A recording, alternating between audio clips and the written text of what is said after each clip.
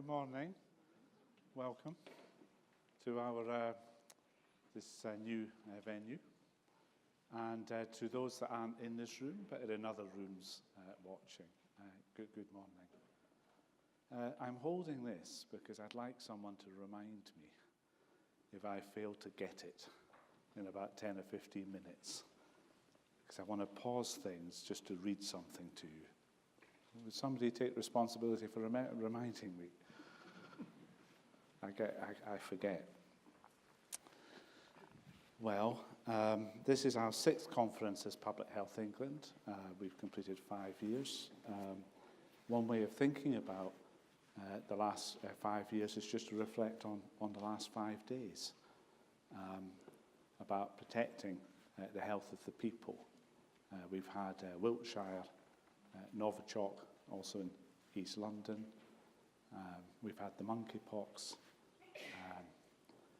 infection. We're also, tomorrow, speaking to the public about the new flu vaccine. We had the fires on the moors, and we've had thousands of incidents that have been managed, 90% of them with colleagues in local government. Quietly. Scientists, practitioners, professionals, keeping the country safe. Here and internationally, our rapid response team has been in 7 different parts of the world in the last 12 months, most notably working on Ebola.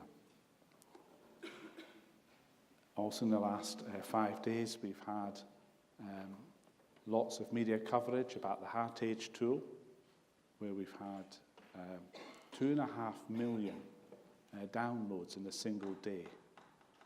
I did the Heart Age tool, which gave me a heart age of 79. Because I was educated in stones and pounds, and I inverted my height in centimetres. It was perfectly genuine. I was on the train doing it, and it said I was obese, and I had a heart age of 79. So my height, which is 180 centimetres, got converted into kilograms. Almost 3 million people, almost 3 million, of which 2.5 million actually did it in a single day, which is extraordinary.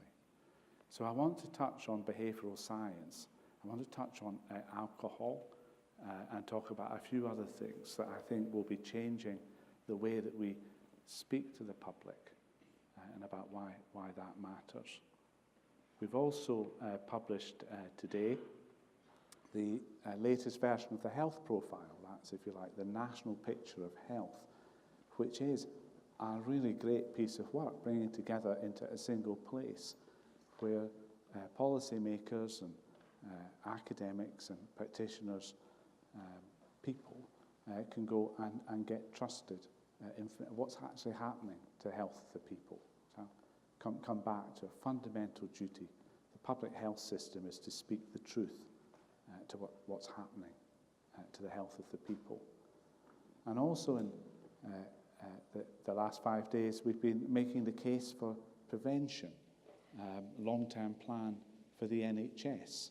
The Secretary of State having 3 priorities: prevention, workforce and technology, all of which have a fundamental interest and impact for the health of the people. But I want to start by, I know everybody knows this, but good health being about more than health care. And although I'm going to move on to talk about what I think we should be focusing on with the NHS, I just don't want you to think I've forgotten the broader picture. So our health profile for England says that at every age, people are living longer and healthier than ever before.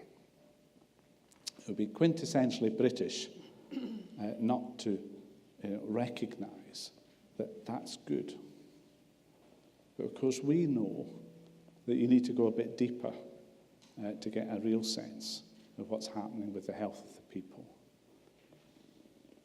And that the gap between the affluent and the poor, their health, the poor are only where the affluent were 20 years ago. And that the gap between the poor and the affluent is either stable or getting wider. In other words, everybody's living longer, but longer in poor health. And the reasoning for this, or what's underlying all this, is of course what's the contribution that healthcare can make. And we think that's around 20% of what matters, the treatment of poor health. And then there are the choices that people make, the four big choices about whether you smoke, how much of what you eat, whether you take any exercise and how much you drink. And those are important. They are also affected by income. Everybody's got choices, but the choices are wider dependent on your income. Income and outcome are highly correlated. But then there's the bit that I think we're changing.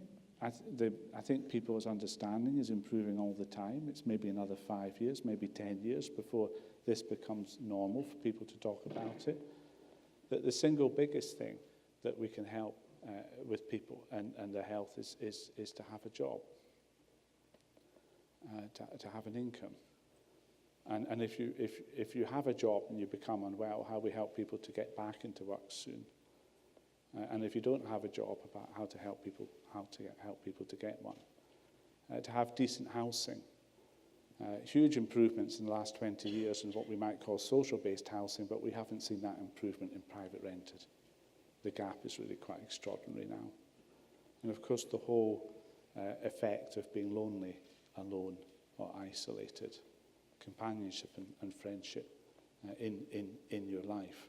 We can use words like socioeconomic factors. We can certainly talk a little bit about genetics, and we can certainly talk about environment. But you add all these things up, and onto that you put choices, and then you put what can healthcare offer. You've essentially got the mix that we've got to be influencing. A job, a home, and a friend. And how we help people in the choices that they make. And an improving health service, a health service that is back on its feet, confident and thriving. But the ambition is that we want people to use the NHS less later in life, to help people to stay well for longer,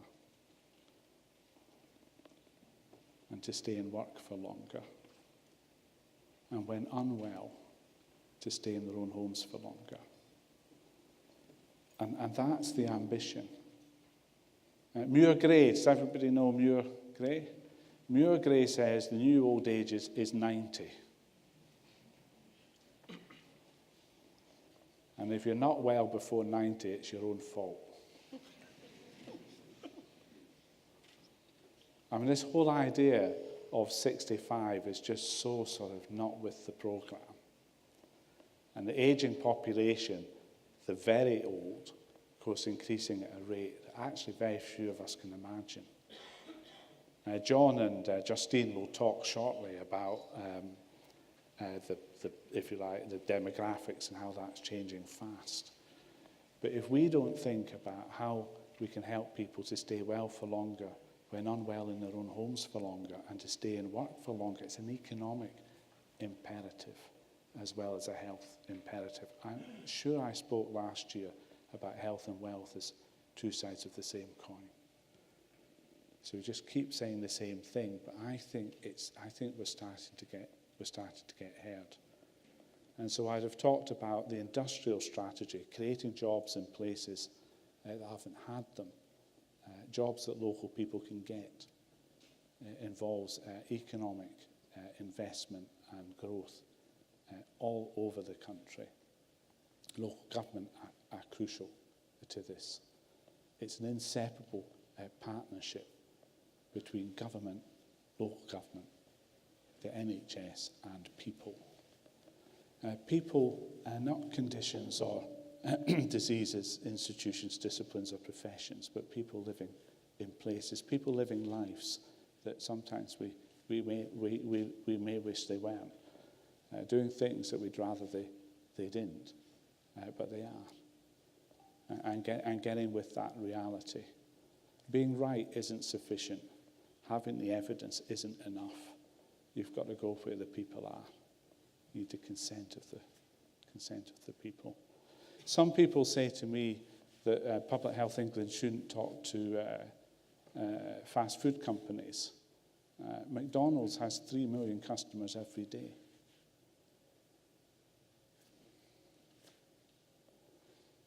Some people say that we shouldn't give advice until we know everything. E-cigarettes. It's a precautionary principle that says at the extreme, until you know everything, you can't advise on anything. We may not know everything about e-cigarettes, but we know an awful lot about normal cigarettes, and we know what the difference is. And some people say that Public Health England shouldn't interfere in the lives of people. I have teenage sons, and they tell me this on a regular basis. Right, I've remembered.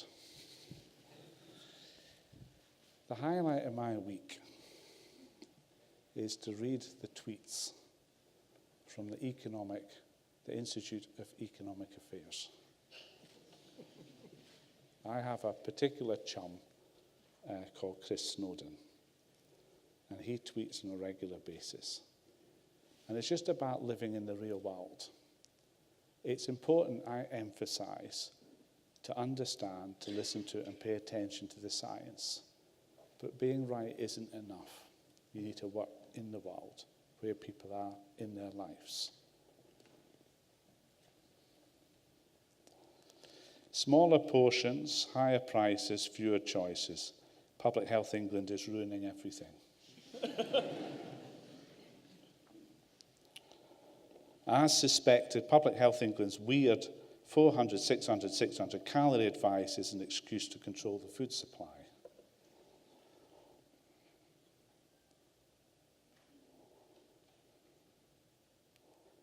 PHE are insufferable bastards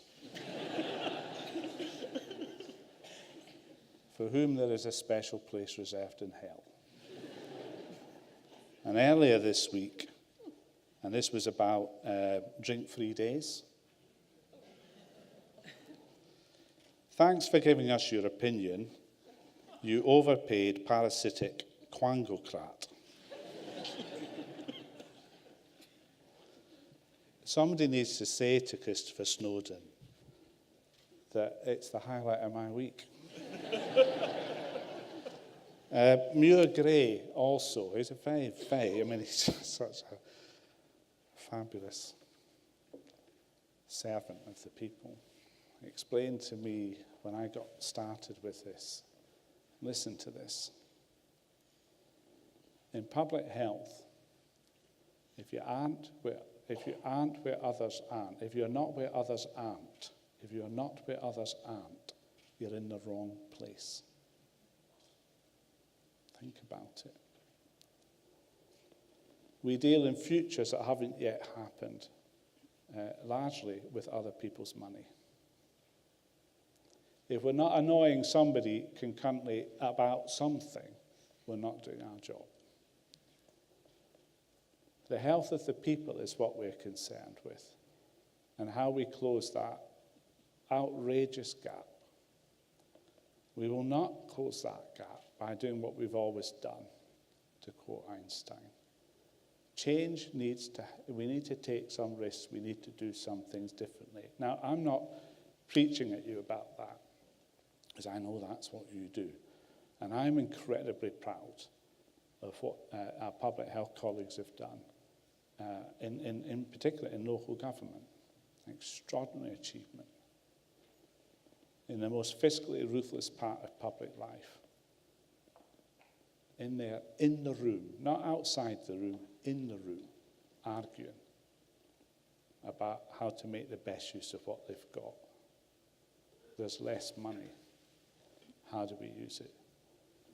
Do we go on the Today programme? Do we write to the Times? Or do we get in the room and we try and make it better?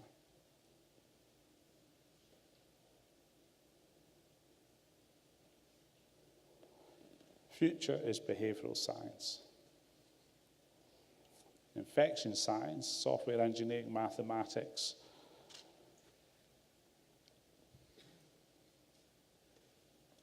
Behavioural change, behavioural science. How do we reach and hold and be meaningful to people in the lives that they're leading? Obviously, so many other things matter. It's not that we're not going to be concerned with improving air quality. Of course we are. Fantastic news on gambling in the last 6 months or so about reducing the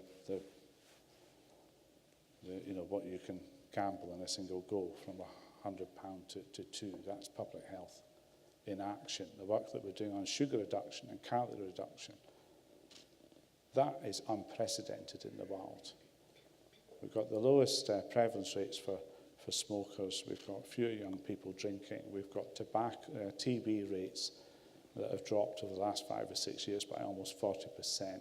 We're reversing the transmission rate of HIV. We've got the world's only diabetes prevention program based on public health advice about what actually works. And I could go on. But alongside that is the other truth, that we're not making a sufficient impact on closing that gap. So doing what we've always done, we need to keep doing the good things, but we need to do some things differently as well.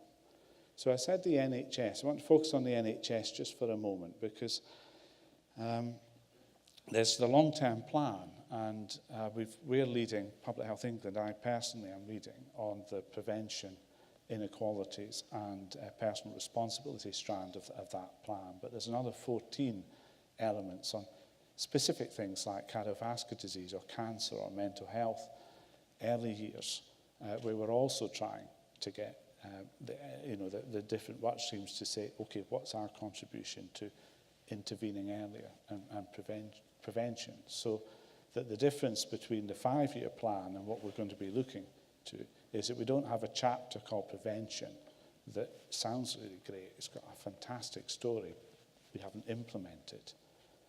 Is to have a focus, ruthless focus about a few things in that plan where we think that the biggest difference can be made over the next 10 years.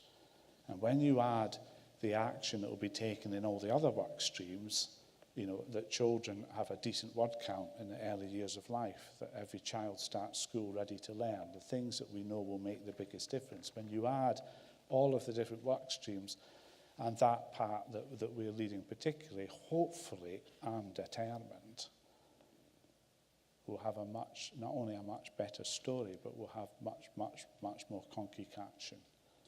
And so over the course of the next 2 to 3 months, that's where the focus is going to be. That and making sure that we're as aligned as we can be with the Secretary of State in his priorities.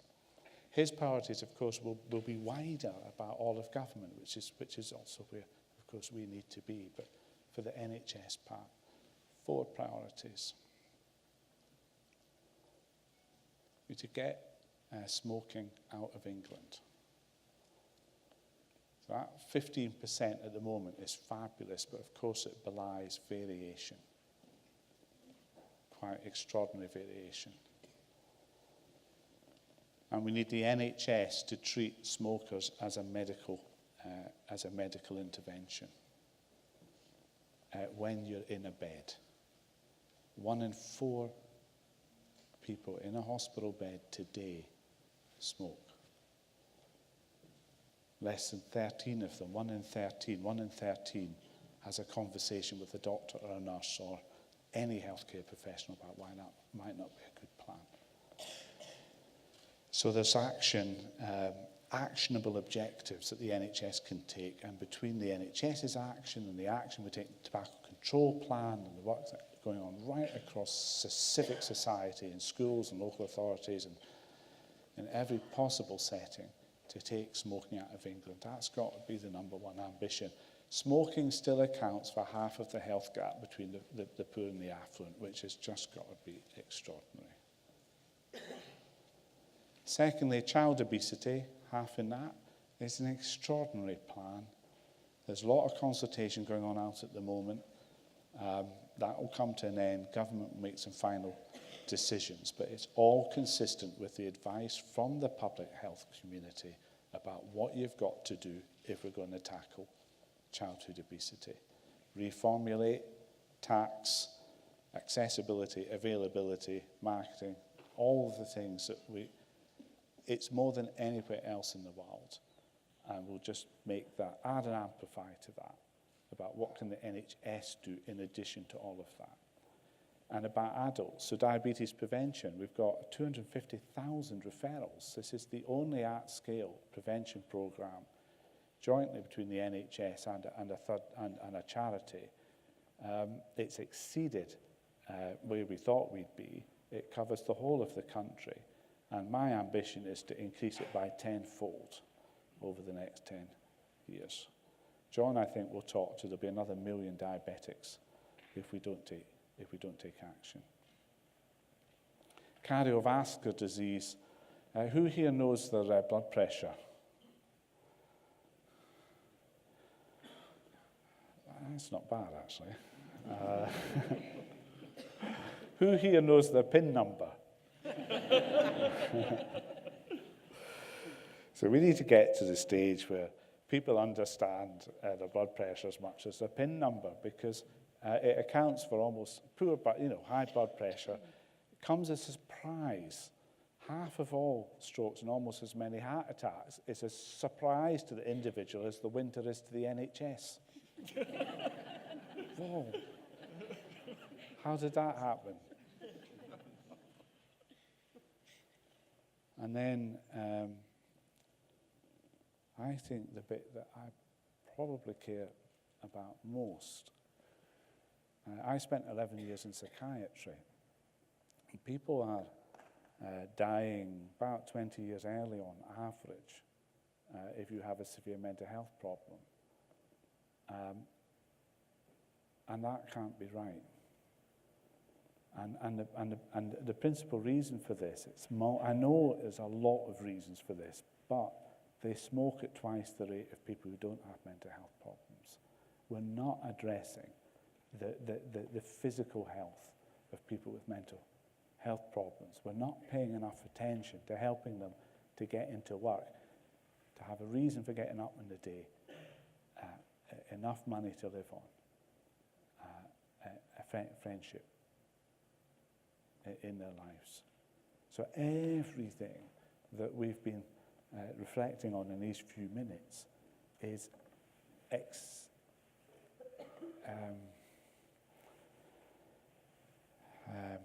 more for people who have mental health problems.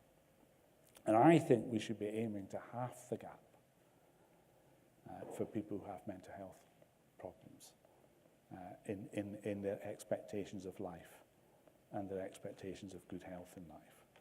So tobacco out of England, half childhood obesity, on cardiovascular disease, half the number of avoidable deaths because of the simple stuff like blood pressure, cholesterol. This is primary care and secondary care in action. And with a theme running through all of that is if this works for mental health, then it's going to work for everyone. I've missed loads. I couldn't begin to cover the breadth, the richness of what you do. It is my honour to lead and to be the chief executive of this organisation that could do nothing without you. And to say that I respect and honour the work that you do.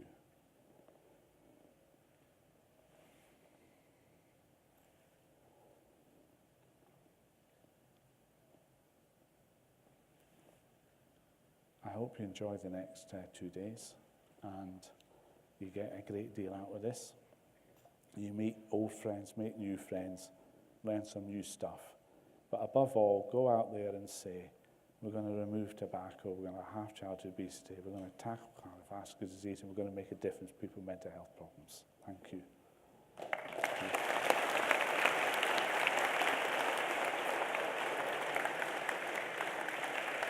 you.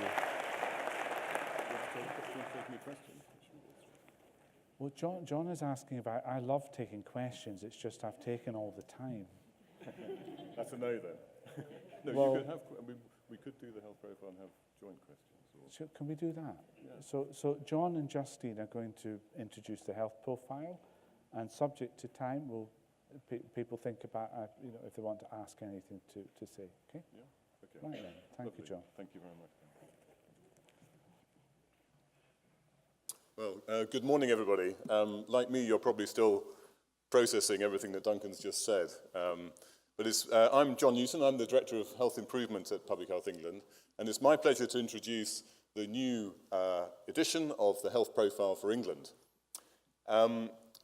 This is a report that's had an enormous amount of work put into it, and I'd like to thank everybody involved. I'm going to introduce Justine Fitzpatrick in a minute, who's led the work, and her team, but actually a very large number of people were involved in putting it together, including people who peer reviewed. So I'd like to thank everybody for doing that. It's the second health profile for England we've produced. We produced one last year. It was extremely well received. We produced it with some humility, and we were really overwhelmed by the positive reaction that we got from it. People clearly found it very useful. They gave us some very good feedback. And again, I'd like to thank those who gave us feedback, and I hope that you'll recognize in this new, version that some of that feedback has been incorporated. Of course, you could argue that producing a health profile with all this data in it is redundant, is not necessary, because almost everything, I think everything in it, is already available somewhere else in some form. But of course, that's to miss the point. What the profile does is to bring together all these disparate data sets and bits of evidence, puts them together in one place where they're easy to find, and adds that all-important interpretation. And that's really the value of this exercise in the document. And of course, the ultimate value of it is it breaks down barriers to participation and partnership, because we would argue that with a common understanding of these data and what the implications of these data are, that allows people to begin to participate in finding solutions. So this exercise of producing an easily understandable and accessible summary of the data is a tool for participation and engagement to allow all our various partners to contribute to the future. And of course, that's particularly important at the moment, as Duncan mentioned, because this report is a clear, direct input into the planning of the NHS long-term plan. And we know that the material in this report will be used to inform the NHS long-term plan, as well as, of course, all the other people who will use it, both locally, nationally, and across other sectors. I've got one slide. There's Justine. That's the title slide. Sorry. So this is the slide that shows you how the profile has changed this year. So we have more on projections, relatively short-term projections. So 2023, but there are some up till 2030. Duncan mentioned that we anticipate, if you take current data, that at the moment we have about 3.9 people in England with diabetes, and by 2030 we expect that to have gone up by 1 million. That's mostly type 2 diabetes, but all diabetes together. But equally, we're projecting that by 2030 we could see a really dramatic reduction in smoking. We could be living in a smoke-free society whilst having 1 million more diabetics. So these are, the projections are useful and helpful. We've got more on health inequalities, we've got more on musculoskeletal conditions, we've got more on mental health. And then finally, there's a whole chapter on children and early years. So anyway, I hope, and you can see there are 7 chapters, so I really hope that you find the report useful, and thank you again for everyone who's contributed. I'm going to hand over now to Justine, who's going to take you through some of the highlights of the report, and then I hope we'll have time for some questions, which we'll do jointly with Duncan. So thank you very much.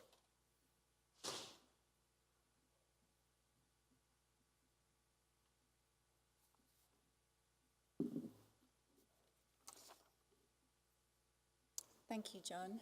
So As John said, I'm going to give you an overview of the main findings from the Health Profile for England report. And I'll also let you know where you can find further information, both at this conference but also online. So the report highlights key demographic changes in recent years. And as illustrated by the graph on the left here, the population has increased steadily over the last three to four decades. But at the same time as that, the population has been ageing. And the graph on the right illustrates the increase in the size of the population aged 85 plus. So you can see that in 2017, there were more than 3 times as many people aged 85 plus than there were in 1971. And also, the proportion of the population aged 85 plus is nearly 3 times higher than it was in 1971. And in the future, the size of the population aged 85 plus is expected to increase even more, particularly in the early 2030s when baby boomers born after the World War II move into this age group. So as we've talked about, this demographic challenge is a challenge for the NHS and public services. And PHE's work on promoting productive, healthy ageing is supporting this. We can also see that life expectancy has generally been increasing in recent years. And in 2017, life expectancy reached 79.6 for males and 83.2 for females. But since 2011, the rate of increase in life expectancy has reduced for both sexes. But it is important to note that life expectancy is still increasing, it's not falling. And the forecasts shown here in this slide indicate that the future trend to 2023 is uncertain. And this is because the apparent change in the trend in 2011 has not been observed for a very long period of time.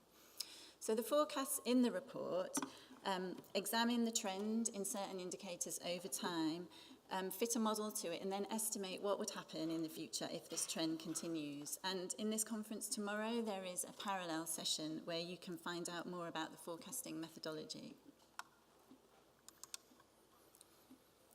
So this slide shows the contribution of different causes of death to the trends in life expectancy over time, and it's presented for 3 time periods. So it identifies which causes of death are driving improvements in life expectancy. So it shows males on the left and females on the right. It presents data for the leading causes of death, and they're presented in order, but you can see that the leading causes of death are not the same for males and females. So a green bar indicates that the mortality rate has decreased, and therefore that causes added years to life, and a red bar indicates that the mortality rate has increased and has therefore offset gains in life expectancy. So in summary, these charts show that since 2001, reductions in heart disease mortality are the main cause of increases in life expectancy, but since 2011, these gains are smaller than in previous years. And in addition, you can see that rising mortality from dementia and Alzheimer's disease has offset gains in life expectancy in the later period, so that's between 2011 and 2016. You can also see that the other group has made quite a big contribution to gains in life expectancy in the earlier time periods. And this group includes deaths from a wide range of causes, and there's no particular cause that dominates this group. So this analysis reconfirms the findings from the previous slide, and it shows trends in mortality rates from 3 leading causes of death: heart disease, dementia, and stroke. And as before, males are presented on the left and females on the right. So we can see there have been long-term improvements in heart disease mortality, but that these have slowed in recent years. And we can also see that mortality rates from dementia have increased since 2006. The reasons for this are not clear, but we think increased awareness of dementia, making it more likely to be recorded and diagnosed, is a factor. So the forecasts show what will happen if this trend continues. So in 2012, among females, the mortality rate from dementia overtook heart disease. For males, it's estimated that the rate may overtake heart disease as early as 2020 if the heart disease mortality rates continue to fall.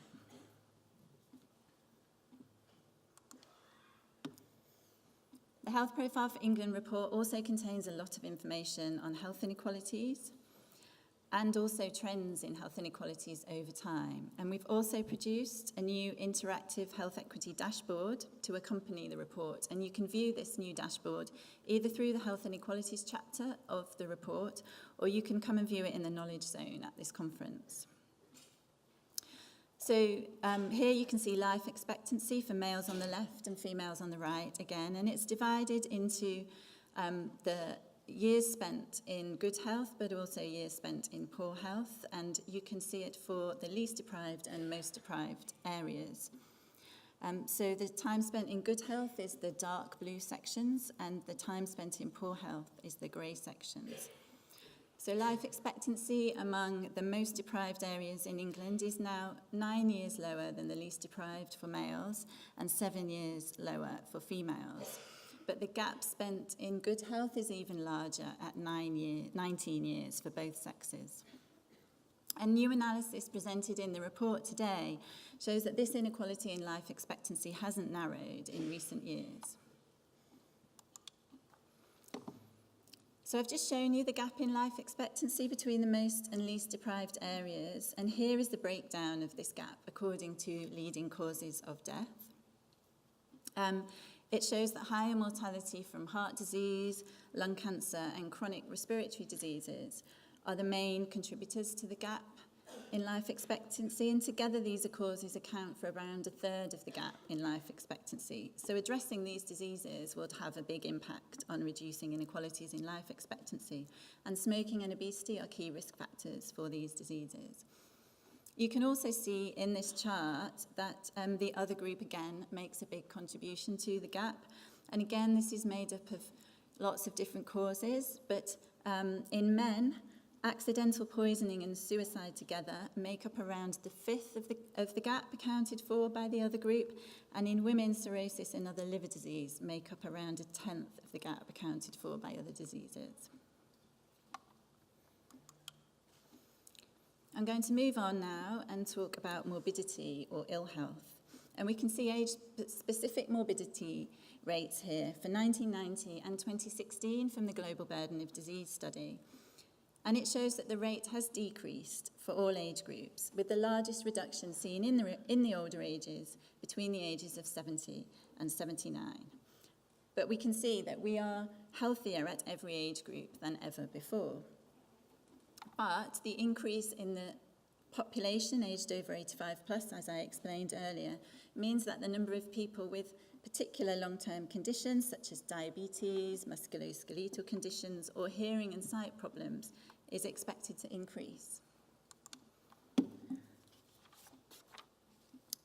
This is the example of diabetes that's been talked about this morning. You can see that the number of people with diabetes is expected to increase from about 4 million now to about 5 million by 2035. Now, these figures assume that the prevalence of obesity remains constant, and we know obesity is a major risk factor for diabetes. If there's any increase in the prevalence of obesity, we may expect to see these figures increase even further. Having any long-term conditions, such as diabetes or a musculoskeletal condition or a mental health condition, can reduce quality of life. And this chart shows average quality of life scores for people without a long-term condition, but also for people with particular long-term conditions, such as musculoskeletal disease, diabetes, and mental health. Now, a high score indicates a better quality of life. And we can see here that those with a long-term musculoskeletal condition or a mental health condition have the lowest quality of life scores. And the report also shows that there has been an increase in the prevalence of common mental health disorders in adults since 1993. And the report also shows that physical and mental health conditions often coexist. So, for example, people with long-term musculoskeletal conditions are almost twice as likely to report feeling anxious or depressed than the general population. So obesity and smoking are the leading risk factors for morbidity, and we know that they're associated with a whole range of conditions, including heart disease, musculoskeletal conditions, diabetes, and most cancers. And here we see trends in the prevalence of smoking on the left and obesity on the right among adults. And it also shows the forecast to 2023. So the prevalence of smoking, as we know, is at an all-time low of 15%. And these forecasts show that if the trend in smoking continues, it will reduce to around 10% by 2023. You can also see from these slides that the prevalence of obesity is now much greater than the prevalence of smoking in the population. And there's also been a slight upward trend in obesity in recent years. And the forecasts show what will happen if this trend in obesity continues. The report demonstrates that many indicators of child health have continued to improve in recent years. However, for childhood excess weight, which includes obesity and overweight, this is not the case. In 2016-17, 34% of 10 to 11-year-olds were overweight or obese. Now, this is a small increase since 2008-9, but it is statistically significant, and this is shown in the chart on the left.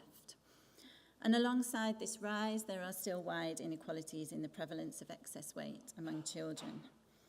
The chart on the right shows that the prevalence of excess weight among 10 to 11-year-olds is now 41% in the most deprived areas, which is 1.8 times higher than the prevalence of excess weight in the least deprived areas, and this inequality has widened in recent years.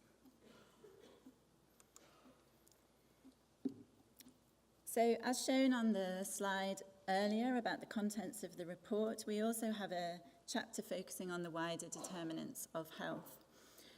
So as we know, inequality in a range of social, economic and environmental factors such as education, income and housing is an important driver of health inequalities.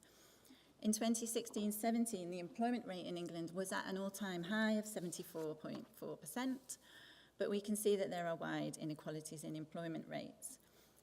And this slide demonstrates that only 6% of people with a learning disability were in employment in that year, compared with 7% of people in secondary mental health services, and obviously 74% in the general population.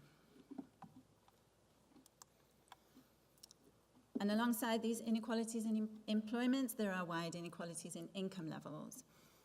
And this shows the proportion of the population living below the minimum income standard by population group and household type. The minimum income standard is based on what members of the public think is an acceptable standard of living in the UK today. And nearly 30% of the population are living below this standard. And this is higher among children than working-age adults and pensioners, and it's particularly high among children in lone-parent families.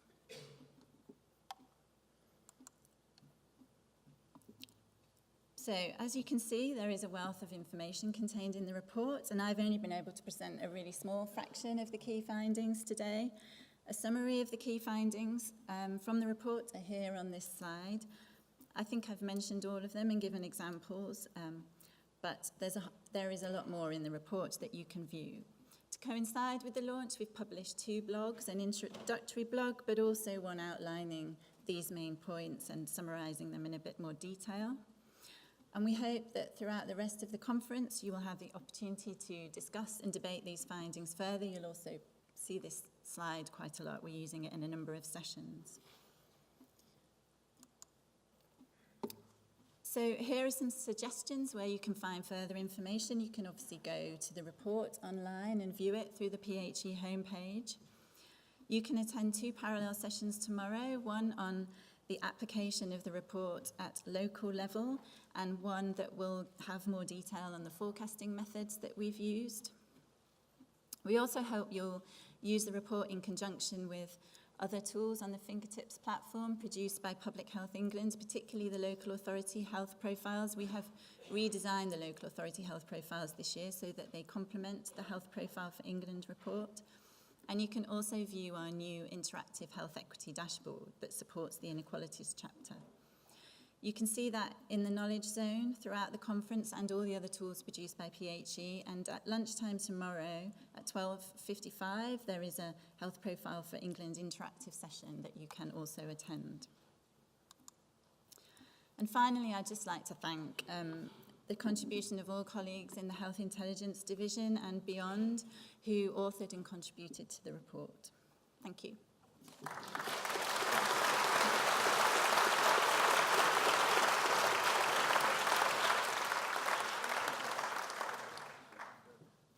Well, I hope that's given you a taster, anyway, of what's in the health profile. But as Justine said, there's a lot more to come. The one thing, actually, I don't think you did make, there's an expanded chapter on health protection, which covers things like air pollution, infections, but also climate change. So I think, I hope that those of you health protection colleagues will find that an expansion on what we did last year. I found it very interesting. So we've just got a few minutes. We must finish by 20 past because you all need to get to sessions starting at 12:30. But there is an opportunity for questions or comments either to Duncan or to Justine as you wish. And we do need to get microphones to you, otherwise we won't be able to hear. And if you could, in the usual way, just say who you are, Jennifer, before you, who you are and where you're from, and succinct questions and comments.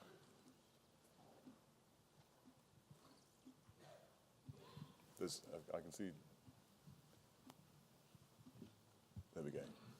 Thank you. Jennifer Smith. I'm Programme Director for Diabetes in PHE. Thank you, and thank you for interesting as ever talk. My question really is to all three of you, I suppose, because one of the biggest inequalities, which was very evident in the slides but is often not spoken much about, is the gender inequality. And it's persistent around the world, it's persistent over years. It's particularly relevant to me in diabetes prevention because the group which do not attend as frequently as we would like them to the diabetes prevention programme are the working age men who have a higher prevalence of type 2 diabetes. I wonder what we should do about it, if anything, or at least what should we do differently, because we don't seem to be making an impact. Is that a question for, does Duncan, do you want to have a go at that, or shall I have a go at that? Well, because it's quite tricky, I want John. I think the thing that I would say, which doesn't really, is the thing about the diabetes prevention programme, which is succeeding in ways that previous haven't, is that more men are getting involved. So men traditionally haven't, and I think the prevention programme is reaching twice as many men as we might have expected it. Of course, it doesn't answer your question about women, which I leave to John. We do. I mean, there is a lot in the report about gender inequality, and in fact, we had some discussion about it with the media as well, and they picked up on it quite significantly. So, for example, the comparisons with our European colleagues, we do less well for women's health than we do for men's health comparatively.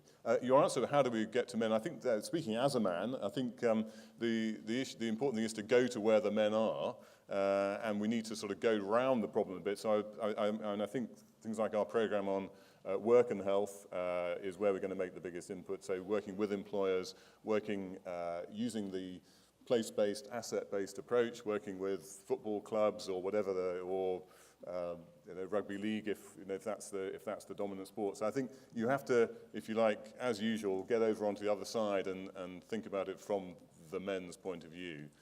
It's perfectly possible, but it does require effort, as always in public health. Any other comments, questions? My name's Colin Sheevels. I'm the Director of Balance, the North East Alcohol Office, and also a member of Public Health England's Alcohol Leadership Board.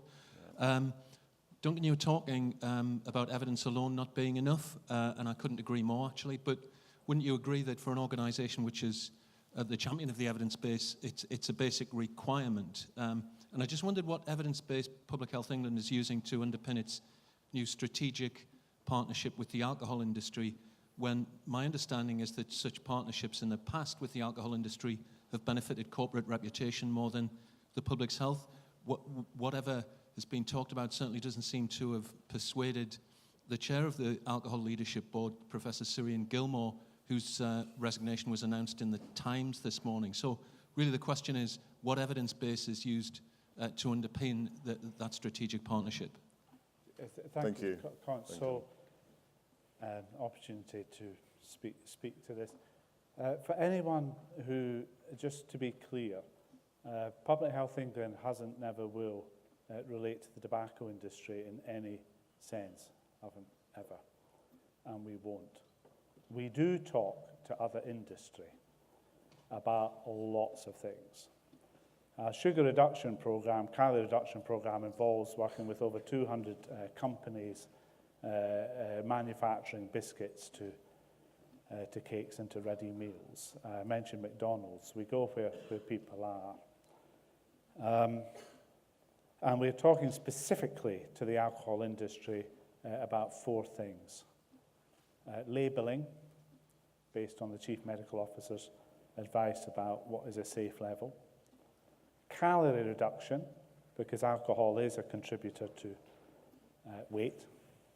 Widening the choice of low and no and low volume alcohol, and about how we talk to the public about risk. And using behavioral science about how do you do that. There are over 10 million people who are drinking at problem levels. Now, a bit about e-cigarettes earlier. We either sort of say we don't know everything, so we can't advise on anything, or we say you're on your own, and we can't take that view. So we're working with not actually the alcohol industry, which is actually not the case, about the Drink-Free Days campaign, but based on very careful consumer research about what works with people who drink and who enjoy a drink. And that research says drink-free days. Try that. Try that. It will reduce harm if you try that. Why are we working with DrinkAware? Because they've got a website that has 9 million hits every year. People, normal people, seeking advice, going to a place where they hope to get good advice. And so I am partnering with DrinkAware to reach those people. This is not a relationship with industry, taking their money. I'm not interested in their money. I don't need their money. What I'm interested in is how do we reach and hold and be meaningful to people in the lives that they're leading. And I am not apologizing for that. I cannot account for how other people choose to then behave. But my whole point about working with people in the lives that they're leading, in places that they're living, and in the choices that they're making. And that's public health. It is not sufficient to say, you're just not doing it right. You've got to get with it. That's it. So we're doing it. Okay. But please don't misunderstand. Some of the things that have been said are just plain wrong. But I'm not going there. What I'm interested in is how we're relating to real people in the real world about things that they are doing and they want help with.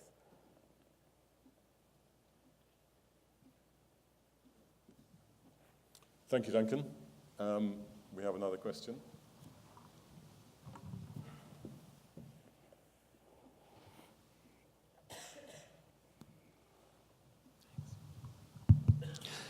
Will Everson from PwC. I'm in a team that focuses on predictive analytics for population health. It's really exciting to hear you talk a bit about behavioral science and to see the projections in the latest report. And I wondered if you'd just comment on whether you see a significant opportunity to harness big data, AI, these kinds of new technologies in the public health sphere. Yeah, thank you. Do you want to start? Shall I start? Yes, the projections are just a start. We use the word projections rather than predictions carefully. And Justine made the point that essentially what we're saying is that the health of the future is already here in many ways. There are things which we know now which tell us a great deal about what the future challenges are going to be, but nevertheless you do need to do some very careful analysis in order to get there. So there's some quite straightforward things you can do with projections, which we haven't yet exploited and which we want to do more of. And then we have the other area of AI and these big data sets and so on. And we have, in public health, we are blessed in this country with some enormous data sets. Not all of them are available to us at exactly the time we would like them and in the form we would like them. So there's still a lot of work to be done in terms of just getting the data together. And we're working together with, in the UK, the data sit in different places. So we have cancer data, we have a lot of data on infections, and we have a whole series of other data sets. NHS Digital have health service data, ONS have vital statistics and others. So we need to do some work. We're working together with the Office for Strategic Coordination of Health Research. They have a data subgroup. There's a lot of interest, particularly from industry, in making it easier to get hold of these data. And we have a meeting on Friday with NHS Digital colleagues to talk about this. So first thing is we've got to get the data where we need it to do the analysis.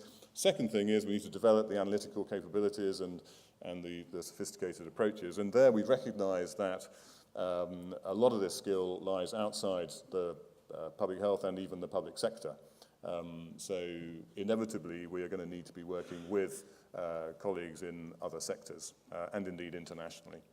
There is a government grand challenge on AI, and there's a new group being set up on AI in the Department of Health to see how we can bring together the expertise on AI. So it's definitely something for the future. It's a little bit like genomics was at the turn of the century, I think. Everybody recognizes it's got great promise. We haven't yet seen a huge amount, I would argue, a huge amount of impact on public health, but the gut feeling is that it's in the pipeline. Duncan, would you want to add anything? Yeah. Okay, so thank you. We look forward to PwC coming to future conferences and contributing. Maybe you're contributing this time. Yeah. Good morning, Peter Brambleby, a woodland manager and occasional director of public health. Question: evidence is based on narrative as well as numbers. If the future is behavioural science, what is Public Health England doing to get more of the qualitative understanding of what matters? For example, inequalities in aspiration, yes, or inequalities in good role models, yes, inequality of opportunity. When will we see more of that coming through? Thanks. Yes. Peter, it's lovely to see you. What a fabulous question.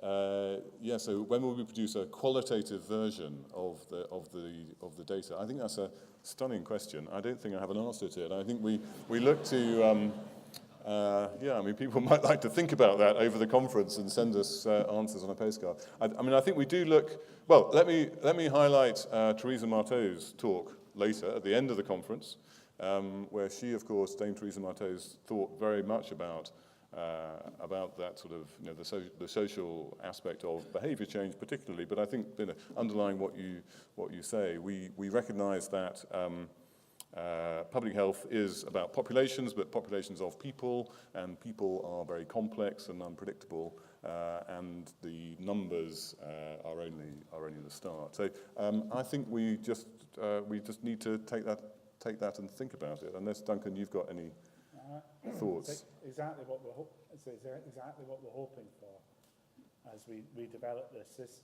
I think was arguably in the top 3 or 4 most important things we've done in our first 5 years is to bring this together quite in this way as a platform for doing so much more with this. So we take that under advisement.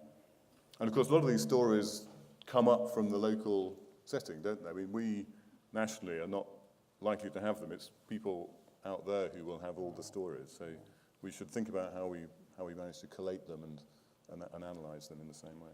We've probably got time for one more question by my clock here. But we don't have to have. Oh, we've got one. Here we go. I'm Joanne Jones from the digital team. My question is about work and PHE's role in promoting quality work, not just any work. I just wondered what you thought our role is. There's a lot of health problems caused from insecure contracts and all those sort of things. So what's our role in that wider narrative? So, easier if I stand. So we know that income is the leading determinant of outcome. And that, in the main, is about having something meaningful to do in the day, which is, of course, mostly about work. And we know that improving work is what we want to see. Insecurity in work has a whole series of issues around it, but not having an income is an even bigger problem. And we know that young children do better educationally in homes that have some form of work than homes that have no form of work. And for those GPs in the room, the difference between someone who has a job and someone who doesn't in how they present and what their issues are. So it's possible to hold concurrent, contradictory views and remain coherent, and to say that improving work is obviously absolutely what we want to see.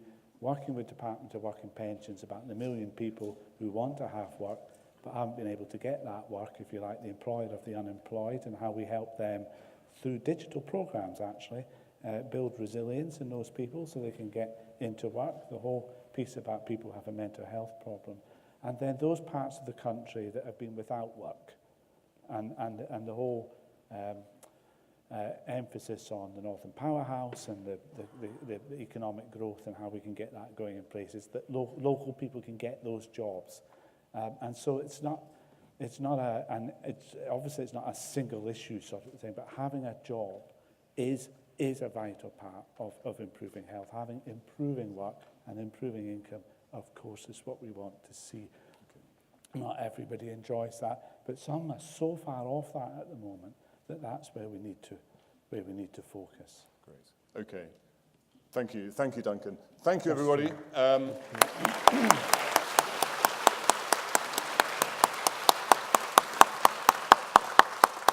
So welcome to the conference. Thank you so much to Duncan and Justine for a fabulous start.